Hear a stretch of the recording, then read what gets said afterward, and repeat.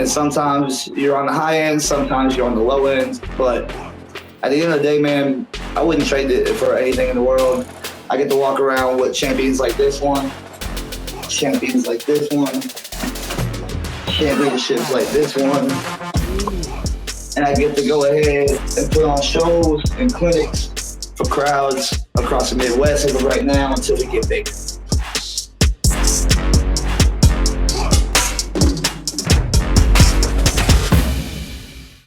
Hello, all, and welcome to the Heel Turn Podcast. I'm your host, Isaiah Jackson Jr. Devin Lee Crymes alongside me. Devin, how's you living, my brother?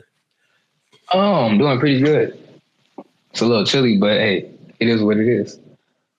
Hey, look, it is what it is. And look, yeah, exactly. And it's getting worse now, especially on this side of town. But look, I never realized how great Fridays were until we ran into this man, Mr. Friday Night himself, Mike Noble. Mike, how you doing, brother? Man, it's so good to see you guys again, man. And quite honestly, when you're Mr. Friday Night, it's no better life to live, all right? Come on. Oh, I agree, man. And look, just we seen a decent amount, not even a decent amount, a whole lot of your work, and we're going to go right into it as well, but it has been absolutely fire, and quite frankly, it's easy to hate you. We can be honest with that. Like you're showing week after week. It's easy to hate you. Yeah, I mean, it's easy to hate, but wouldn't it just be easier if everybody could just recognize Mr. Friday Night as a generational talent that he is, instead of everybody coming at me trying to bring down my success like the generational haters that they are? You know Come what? on. That's apples to oranges here. And he quick with it. You know what I'm saying? He's quick with it. So, I'm going to start you up with, how was it, breaking into the wrestling scene in Indianapolis for you? Man, so when I first got started looking into this, I was about 25 years old. I started telling myself, I was like, if you're going to do it, it's probably easier to do it now than once you start getting 30, 35, 45. I know people saw the DDP success story and everything, but I'm not trying to learn how to bump at 37, dude. You know what I mean? That just sounds a lot more painful. So honestly, between a couple Google searches and just the motivation to show up somewhere and be ready to work, it wasn't really hard in the sense of finding it. It was more so like finding the right place. Hey, finding the right place in terms of like getting into your like training, in terms of transitioning to starting this journey, how was that, process for you, like in terms of your training? Yeah. So in August of 2023, I walked in the doors of WCWO Wrestling, place where we had the weekly Friday night shows, probably the same place you guys have seen me wrestle at a handful of times. I walked in there not really knowing what exactly it was going to be. Just kind of like trying to play dumb and trying to soak everything up as a sponge. I trained for about 8-9 months-ish. I got a debut match and a couple battle royals. I think I did a match at Comic-Con, and then I did a show at WCWO Absolution. Fun fact about that, I took a V-trigger directly to the schnoggin, and my very first match also low-key accidentally gigged myself because my tooth decided to try and go through a lip. But that was another important lesson I learned in the journey. Day one, try not to get hit like that.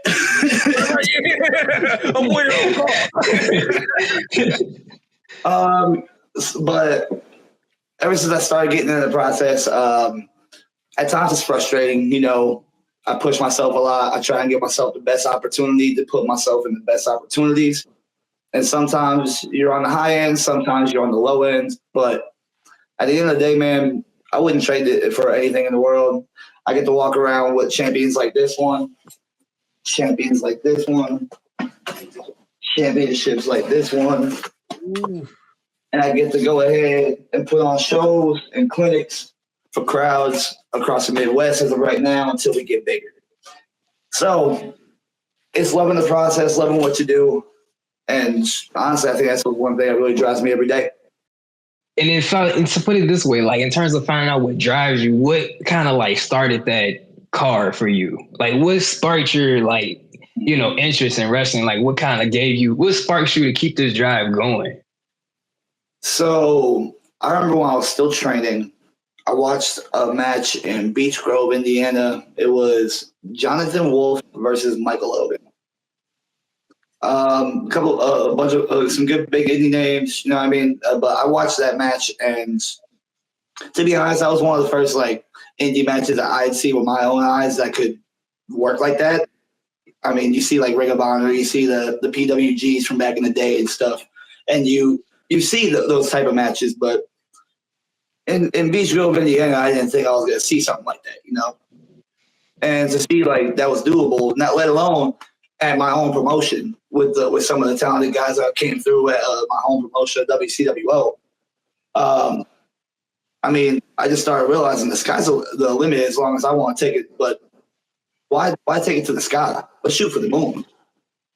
A lot of bigger names have came through Indiana and the Midwest a lot more before they went off and became the big names that they are today.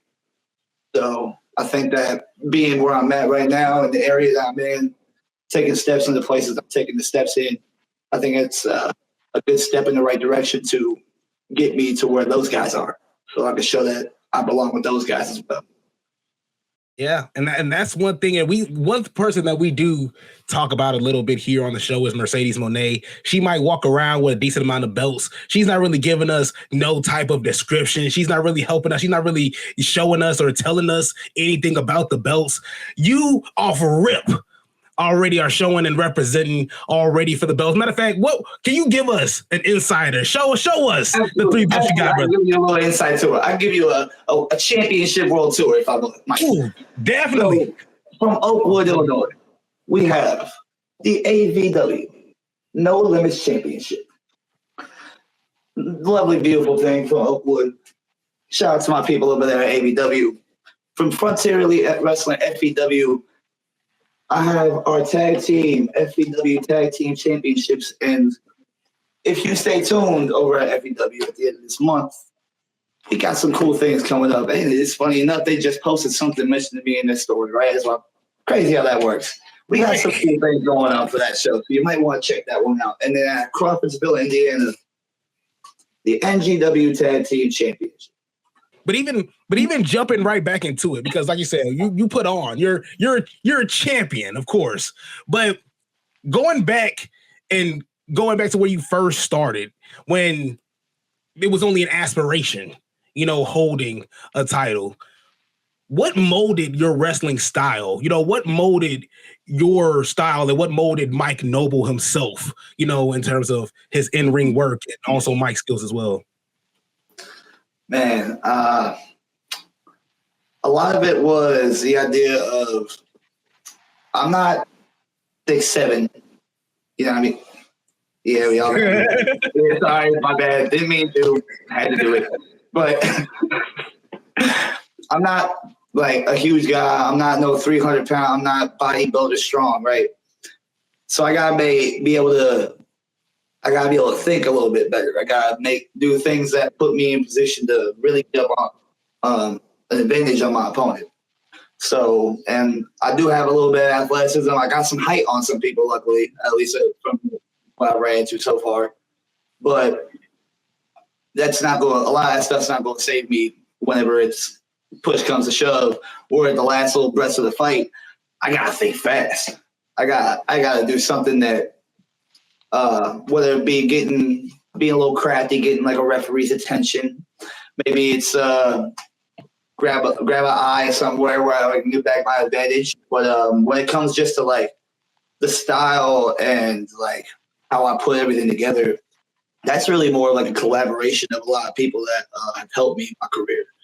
A lot of some people I don't know if I can really put my name on them and say that they helped train and really mold me. So a lot is just a bunch of honorable mentions for people that probably have helped molded Mike Noble to be Mike Noble. So we're gonna give a shout out to Dex Royal, the highlight reel, both of them, Damien and Damien, even though they've bumped their dread butts on me one too many times in my life. But Dex Royal, Rachel Armstrong, Jonathan Wolf, Joey Owens, obviously. A lot of people at the cats at WCWO, Conniving Kenneth James, Jordan James, already Maleko's another good friend of mine that's always helping me out my ear. A lot of these guys, I like to think, for some reason, taking a liking to me to help me grow and help me not be complacent and keep just doing the regular things that work, pushing my boundaries, giving me the idea that like sparks the next great idea, right? Because they can show me one thing and then it's a simple version, and now in my brain I get to try and play with it in my free time to be like, oh, we could do this with this. So, you know what I mean? Like it unlocks a doorway when you have a bunch of people to help collaborate with you to help you be better. And when you're in a good groups of people that help you want to be better and you want to help them be better, by naturality, everybody just gets naturally better. And so, like, my last question before I pass it off to Devin real fast. We were insanely attracted, Pauls, by your heelish work. You know, it was mainly the heel work that stood out the most, and especially one moment that really stood out as well. You kind of got the, if we can call it, the Dominic Mysterio treatment at Thunderstorm. You're sitting there with the mic, you're talking to the crowd, and you are just getting drowned in boos. Can you describe to us what that feeling is like, and how were you feeling in that moment?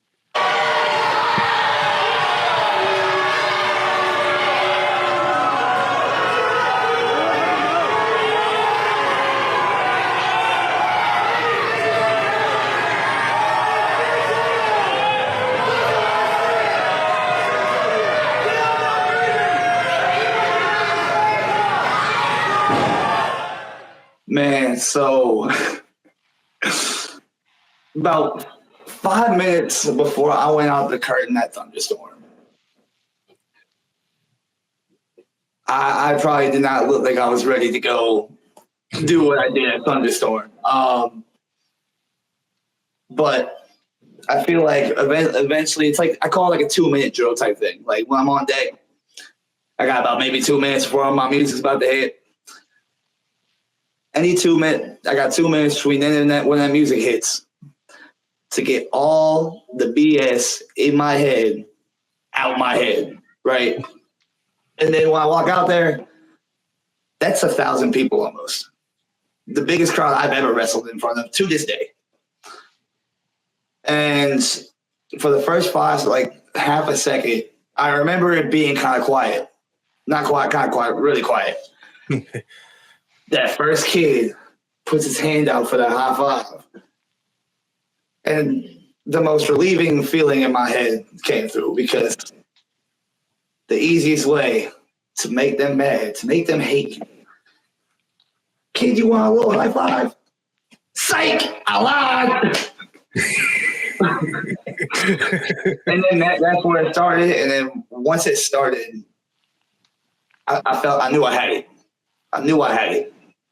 Because I felt that like, not that high of like crowd wise of that many people in heat, but I felt heat like that before. And I knew that if that one little high five already got started, wait till by the time I'm around the ring. And if they aren't all super mad by then, wait till by the time that I'm done with this match. And sure enough, man, between that and the mic issues, I'm pretty sure management was trying to like conspire against me and not let me talk. Y'all heard that? I was trying to talk my life depended on it. I cut the best promo of my life to everybody screaming it at the top of my lungs, and then they want to hand me the mic. But that day, I remember I got to the back. Chavo Guerrero and Ken Anderson were there. Chavo, I didn't get much from him. I don't think he heard it, but I walked past and Ken Anderson was like, pretty sure this match just get done? I was like, yeah.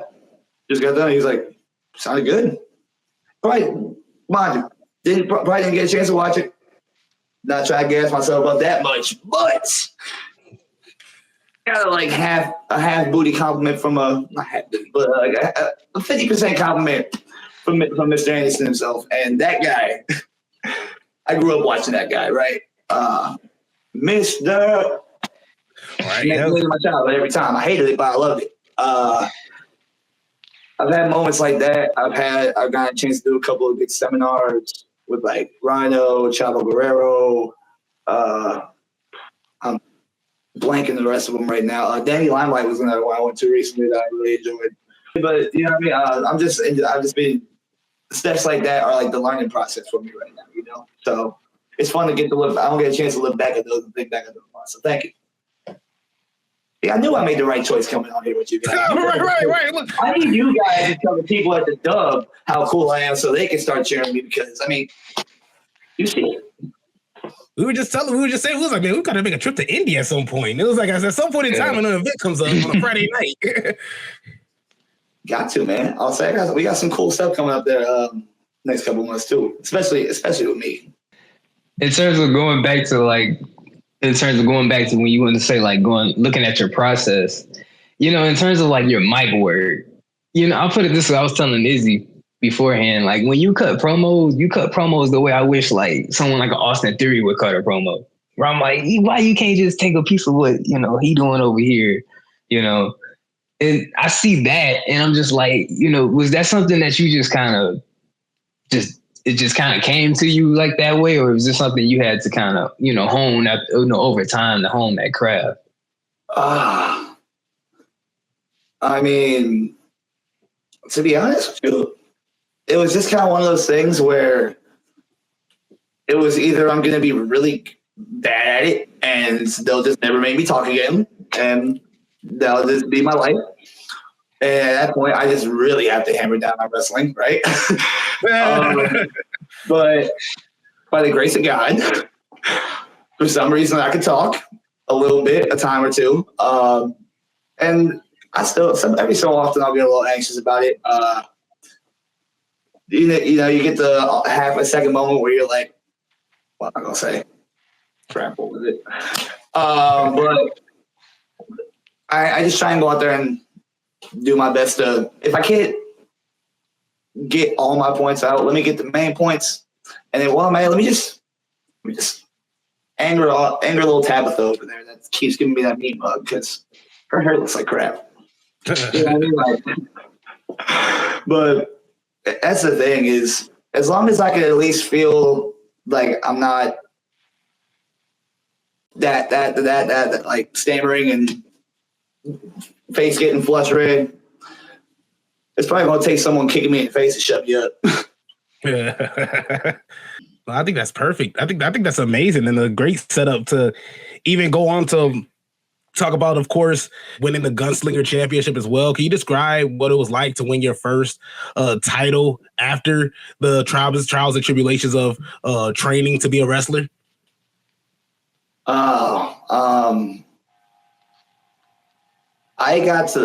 It happened, and I remember I bent down and was like, there's no way this is really a thing, right? Like, I won a championship. That's a feeling that like you're playing the game as a child on the console and you see your creative player, you got 5 belts. But you remember your creative player got his first one though, right? That stuff meant something to you, you know what I mean? Yeah. So on top of that, I had the pleasure of getting Hidari fired. So win-win. Oh yeah, loser leaves WCWO. Yeah, man. And there's a guy named Andre Stray that, without sounding horrible, looks very, very similar to Hidari, and it's a conspiracy I've yet to be able to prove. But I did get Hidari out. Now, the Gunslinger Championship meant a lot to me because a friend of mine, Zay Gates, was a former holder of it before I had won it. And while I was still training before I even debuted, I was watching his championship reign. that kid proceeded to put on clinics every week in, week out. And quite frankly, I just wanted to make sure I could be able to do that justice. And I like to think that within the 3 times that I held it, that I tried to. I'll leave that up for fan speculation, but as we all know how the fans tend to think of me, most of their speculation doesn't really matter anyway. It's all just a bunch of hearsay. And if we ask me, the greatest gunslinger champion of all time is Mr. Friday Night Mike Noble. Number 2 is Mr. Friday Night Mike Noble. And number 3 is Mr. Friday Night Mike Noble. In terms of like with the crowd reaction that you get, how difficult, or if it wasn't, in terms of getting the reaction that you want from the crowd, like in terms of what goes into that, how is that for you with getting the crowd reaction that you're trying to get? Well, when you have a pretty face like this, and when the crowd usually looks like that, I like to think that it comes from a sense of jealousy. Okay. So when I walk out to the curtain, they're already jealous. On top of that, especially if I'm walking out with one of these, I'm already more successful. That's 2. I'm better looking. I'm more successful than you. And I think we all know what the superstar that Mike Noble is. I got more money. So I'm prettier. I'm more successful than you, and I make more money than you. And I feel like as soon as I open my mouth, or at least like put a hand up after I've cut off their favorite person, that's the start. And then for some reason they try and will and fight their favorite back in, right? This person that they want to save them from all this Mike Noble, like it's all a bad thing. And then at the end of the day, I'm either just straight up better than them, or I'm smarter than them, and I still win. That alone also just drives them. You see, winning is what really drives people crazy. Everybody hated the Chiefs, the Patriots, the Yankees. Shout out my Yankees. Oh, and he's a Yankees fan. See, that's... I'm a Teddy boy, man. Come on, you did the research. You knew this. I know, but it's still a tough. It's a hard pill to swallow. But as long as you're not a Cubs fan, I think we can work something out. I'm just saying, our pinstripes look better than y'all's.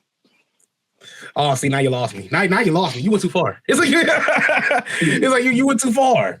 But even okay, so since we're talking about, of course, things that we dislike, one person that you seem to have a huge, what's the word? I guess we could say disdain for has been Mark Magnus. All my man's wanted to do was spit a promo about his father, and here comes Mr. Friday Night coming in, just disrespecting the man, lays him out on top of that as well. And also just had to read this comment because on YouTube, the first comment on there is, Mark Magnus has shown nothing but love and spirit for WCWO, and he opens his heart to us. And Mike Noble just has to prove he's the worst person on this planet. It's tough, but that's not a hard pill for you to swallow, right? That's not nothing too crazy or out of the ordinary, because even when you're riling up guys like Mark Magnus, even a couple weeks ago, when you're talking to Mark Magnus about Mark Magnus pretty much getting ready to yank him out of WCWO, you're jawing at the fans. I believe you said one fan member had no teeth. It's just like you went on a tirade, a good month and a half tirade, and I can't say that I don't admire it because it's fire. It's like it is fire, but what has gotten into you so far in this past month and a half? I was almost mad that you asked, but you know what? I thought you'd never ask. You see, Mark Magnus, ever since he walked in the doors of WCW, I had my eye on him, and I was actually impressed with him when he was training. But then he started coming out there with that stupid music, with that stupid, scraggly, homeless look. He doesn't look like a wrestler, okay? But I gotta let that go. There's a bunch of people that don't look like wrestlers, and that's fine, right? But then every time that I get an opportunity that I've earned, mind you, because I've been one of the main players at this company for the last almost 2 years, every single time. He just finds a way to friendly talk somebody with his happy-go-lucky little smile. He freaking smile. Gets himself in my opportunities.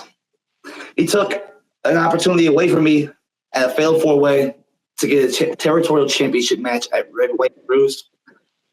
So then what I do, I try to help Phoenix out. I toss some chairs in there because if I can't win, no, I don't want you to win. Suffer, buddy. Garbanzo beans. Anyway, then on top of that, he decides to get into an Extreme Rules gauntlet. Now, mind you, I was going to win that gauntlet, but I had injured my right hip working at the Indiana Black Expo, where I put on clinic after clinic for a whole weekend at the convention center for this company. Almost lost my hip in the process. Almost took time off. And what does Mark Madness do? He finds a way to almost win that. And then Outlaw Championship match just a couple weeks ago was going to be a lovely one-on-one between a protege and his teacher, disciple and master. You know, it was going to be a great storybook opportunity for me to win my first Outlaw Heavyweight Championship. And what does he do? Well, you want to take a guess what he did? Go ahead. Take a guess. Go ahead. Take a guess. I'm assuming he spoiled. He spoiled. He spoiled. He found in the match, man. He found a way in the match, making it a triple threat. So, about 3/4 of the way through the match, I remembered some back insider information and decided I was just gonna. Mark Madness was more important than the Outlaw Championship in that moment. I'll tell you why. I know I'll win the Outlaw Championship. It's not a matter if, it's a matter of when. Mark Madness kid doesn't need to be around here no more. So I took that opportunity. And I'm going to keep taking that opportunity. Now, as to for his father, I was going to try and leave this part alone, but I'm a petty man. And I'm a little bit of a hater myself. I think hate's a great motivator. I think Jim Cornette even said that. So, Facts. I believe that if Mark's dad didn't want Mark to be in this crappy situation where he's getting tortured and terrorized by Mr. Friday Night, he has two options. He should have never birthed Mark in the first place. Or if he was just a little bit tougher, he could have just never died. We probably wouldn't have these issues right now. But I don't play higher powers. I don't have any ability to heal people. This isn't video games. There's no respawns. This is reality. This is professional wrestling. And Mark Madness is not a professional wrestler. At least not if I have anything to say about it. Hey, yeah, regarding that crappy, no good, no talented mom. Did you hear that? That's the sound of Mark Madness's career fading off into existence. Sorry, you broke me. You got me. I'm sorry, Mark. Look, I'm sorry, Mark. I just wanted to ask a question. I had to ask. Look, tell him to pick up one of these somewhere, anywhere, and then we can talk credibility. That is sick. That is insane. Torched Earth, and I'm still into the fact that this man even got zip tied. This man got yanked out of the event after you came out and confronted him, as we talked about it before. You also went nuts on the fans as well. No remorse whatsoever.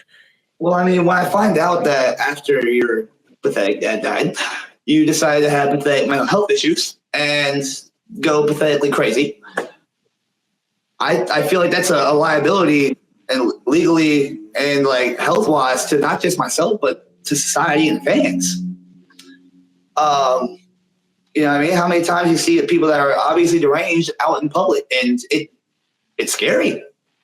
Bad things could happen, and when bad things happen, who's at fault? I'm not going to let that happen. I'm going to take care of Mark Madness. We're going to send him back to his lovely home in Pittsburgh. That's a lie. It's not lovely. It's probably a crap hole. But we're going to send him back there. to hopefully get the help he needs. Dang. Devin, any thoughts at all? Any questions, comments, concerns? You know, hey, honestly, I can I put it? I cracked when that sound went. He said that was the car went.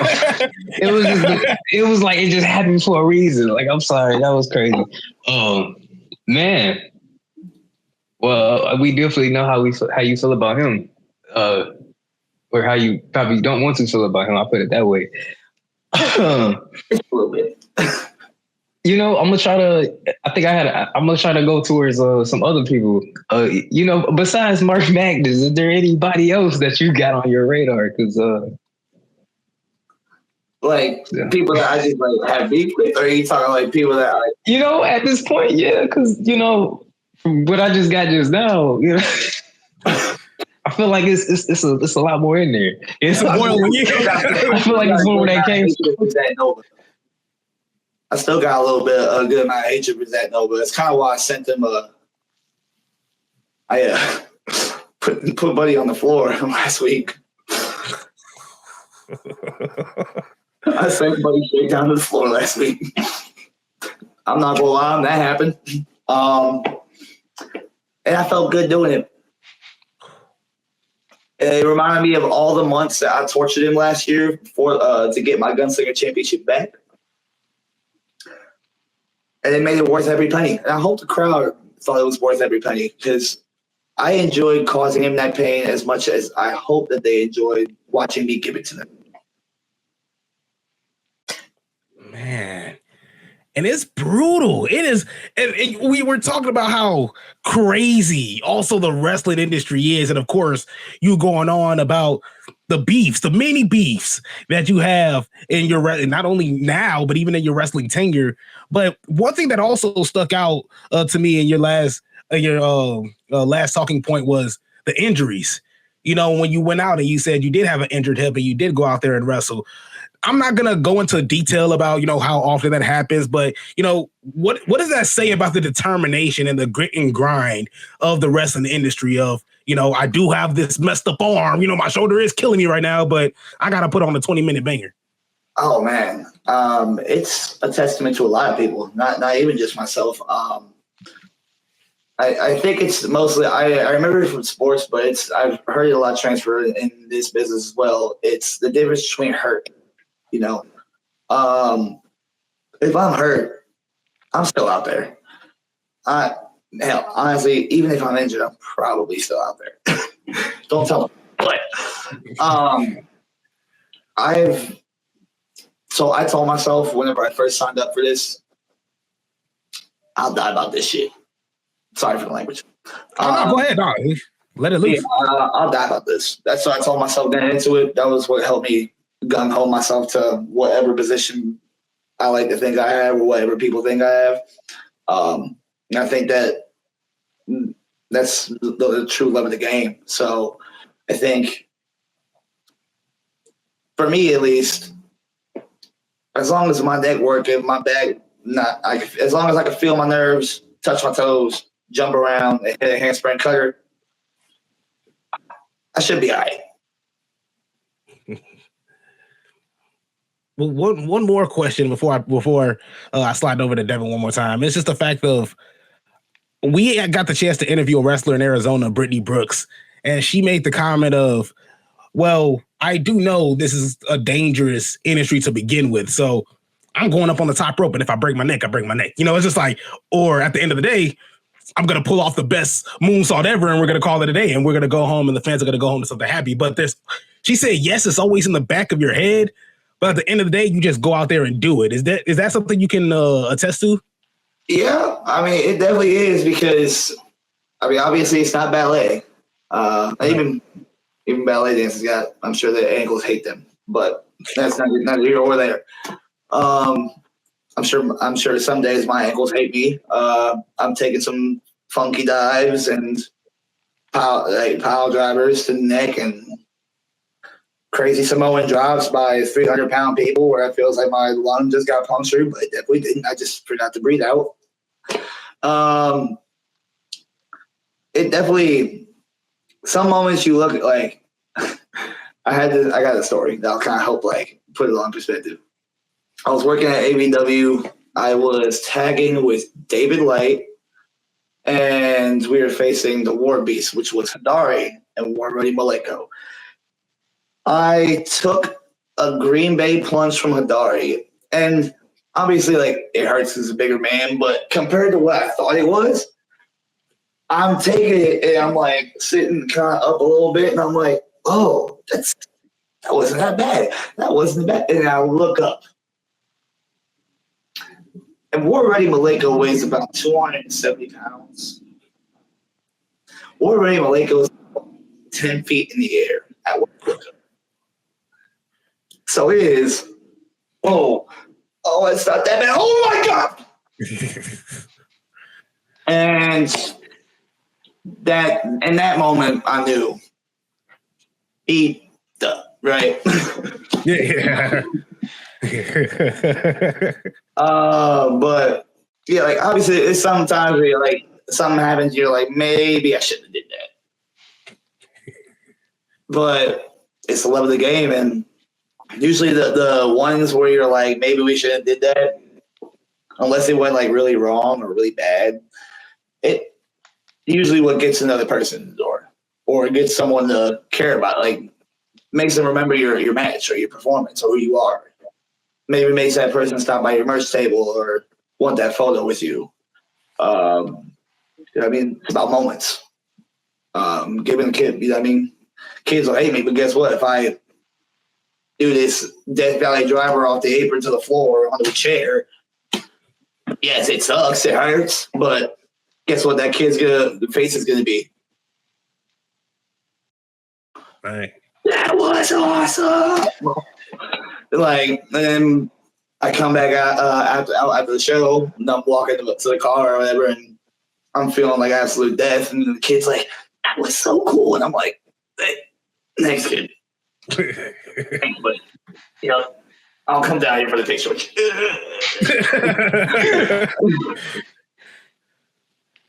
That's cool. No, but and looking at when you look at the entire process, you look at the drive is keeping you going. What's the ceiling for you? Like, what's in terms of like how far are you? How can I put it? In terms of your ceiling, like where's your next goal from here going forward? Like, what's your? I hate to put a ceiling on you, but I'm trying not to do. That's I get what you're putting down. I'm picking up what you're putting down. So my goal is my short-term goal is to, within the next 5 years, be able to wrestle full-time. So not having to worry about having another set of income, strictly wrestling. I think that within that 5 years, it's the 10-year goal, kind of like just as reachable, is to try and be wrestling consistently somewhere on TV, anywhere on TV. I don't care where it is. I just want to show myself that at 25 years old, I made a choice to change my life up for the better, and that within a couple of years of actually taking my actual life seriously, we're doing something that 10-year-old me never could dream was fucking possible. Sorry. But the goal is, when I said I wanted to be a professional wrestler, I wanted to be a professional wrestler. So those guys do 365 days, or at least back when I was a kid, there was 365 every day, sometimes twice, travel, all that. And maybe the indies and the like companies and stuff all have different rules and all that stuff now. But if TNA called me tomorrow and said, I got a spot for you, but it's 365 days and you don't go home, send me the flight log. Japan, send me the flight log. Mexico, flight log. Canada, anywhere. It doesn't matter. I love what I'm doing with this right now, and I want to figure out a way to do what I love every single day, 24/7. Man, I love that so much. And just to circle around back to your wrestling style, you have, of course, the a springboard cutter, of course, as a finisher. We talked about spin the block as well.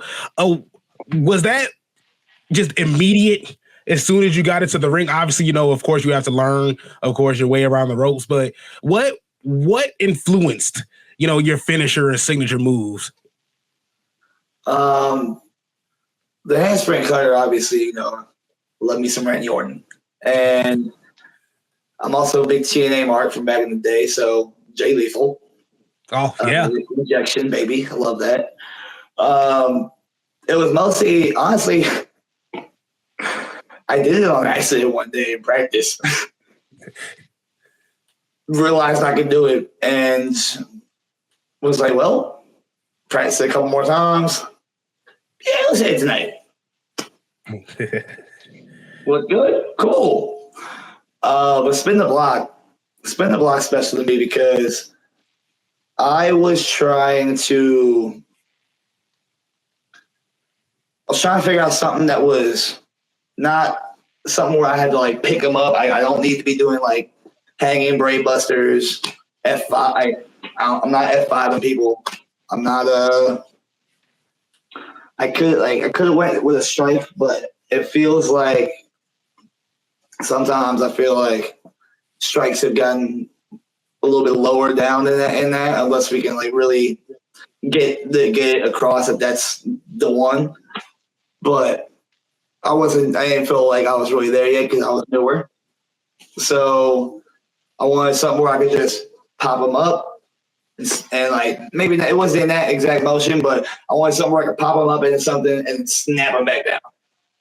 That way I can get them up in the air just for a split second, enough for me to snap down and it looks dangerous, and that could be it.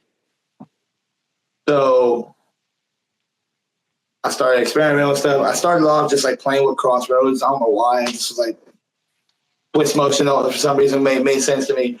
But I didn't want to do it that way, one, because Cody does it and I wanted to be a little bit different. And just because I didn't like the way like timing could get off. I don't want to hurt somebody, But once I flipped it around, I wanted to see if I could do it that way. And then like a week later, Lexus King debuted and did that one. So I was like, well, that's out. So then I was like, well,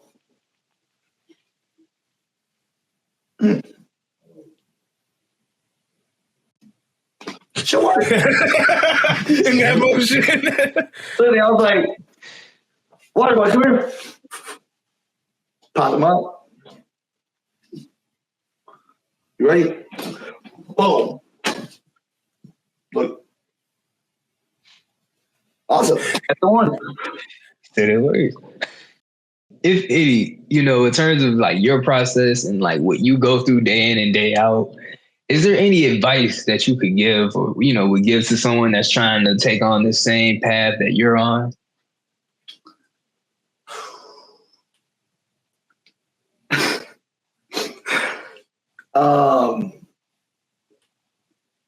This is good. If you want to be a professional wrestler,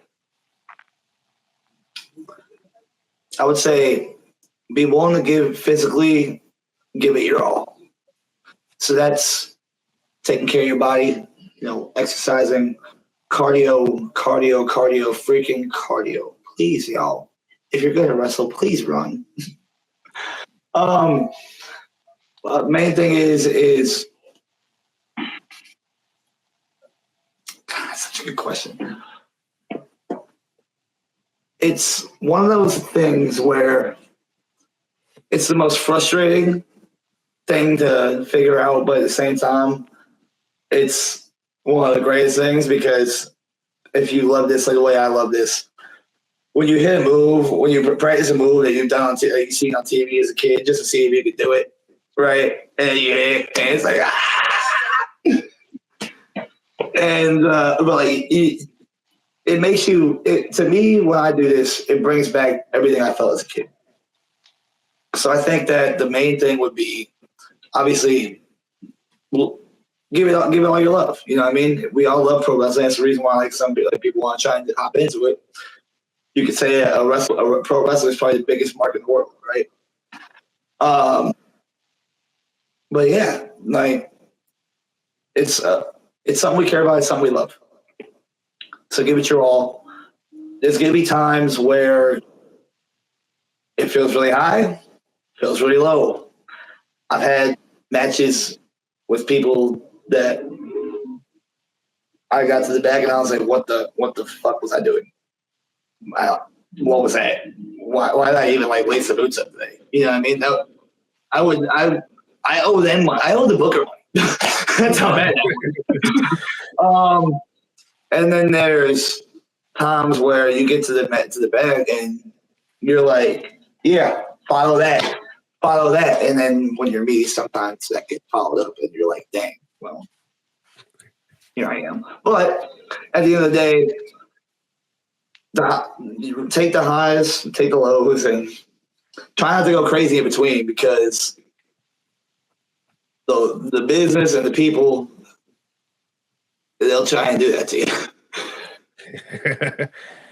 Now that's great. That's great advice. And even going to our final two questions. Of course, you've shown off your gold. Of course, All Vermilion Wrestling, AEW, WCWO, of course, Frontier Elite Wrestling, of course, a few, and the list goes on. The list goes on. Like how it obviously it's beneficial to be exposed to all these newer crowds. But was it ever hard to adjust? You know, when you had to step foot into a newer company outside of your own?